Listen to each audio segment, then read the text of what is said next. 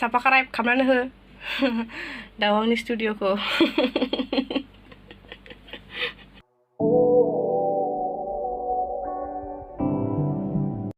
अभी हम जा रहे हैं गाइस दावहांग के स्टूडियो में थांगासिनो लोगोफोर दावहांनि स्टूडियोआवहाय after long time welcome to my another video so दिनै आं दावहांनि न'आव थांगासिनो दावहांनि न' खाथियावनो दङ लोगोफोर नायदो न'आ नुदो दा ओके स' फन रेकर्डिंनि थाखाय थांगासिनो स' बे आंनि फार्स्ट सं जागोन विनारजोंहाय ओमफ्राय माने आंथ' गोजौ थांनो मोना नालाय ओंखायनो थांनो हायैखायनो माने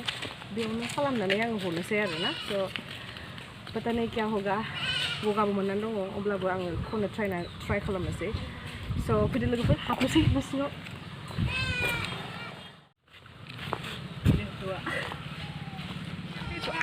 आंजों लोगोसे आंनि लोगो दं मानो लाजियो स' जोंथ' एखे बेचनिमोन ना दावहांजों एखे स्कुलावनो फरायनाय फै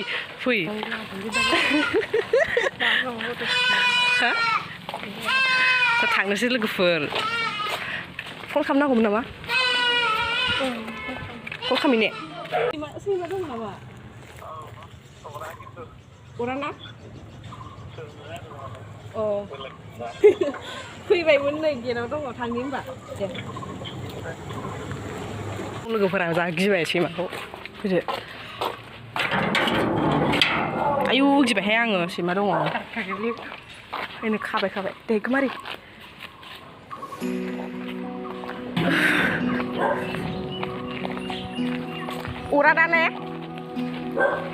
अराने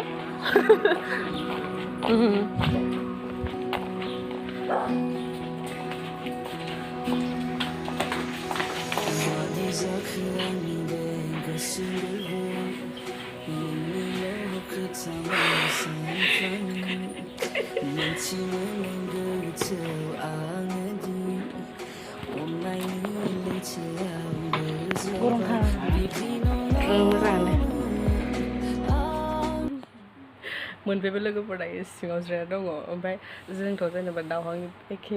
स्कुलाव एखे फरायनायमोन नालाय एखे बेचनिमोन ओमफ्राय बेयो जों साथामजों एखे खामोन आरोना ओमफ्राय बेखौबो सिनायबावासै माने गोबाव जाबायना ओमफ्रायनो माने सिनायला आरोना माने एसे डिफारेन्ट नुदों आरो ओमफ्राय आंखौ माने एफा लुरा नुदों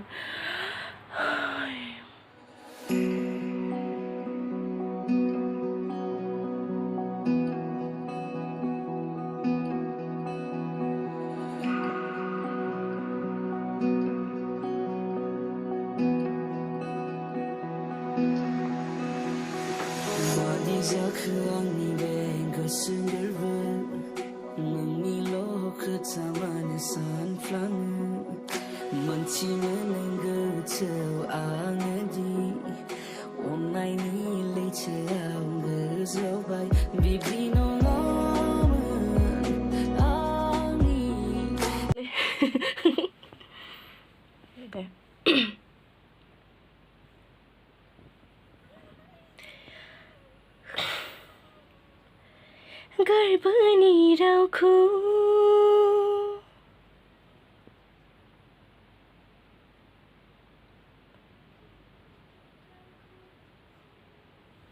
मा जाखो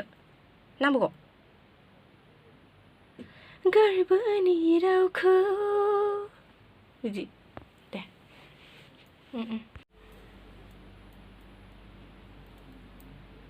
साबस्क्राइब खालामनानै हो दावहांनि स्टुडिअखौ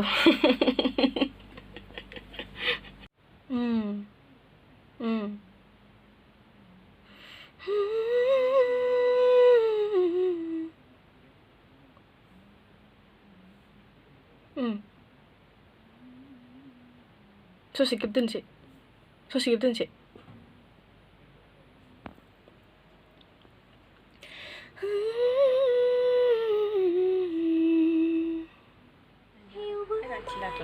जोब्बाय लोगोफोर बेमारि जालांबाय खननानै गारमाफ्रा जिला जिथा दे ससेल' देखायगोन नोंखौ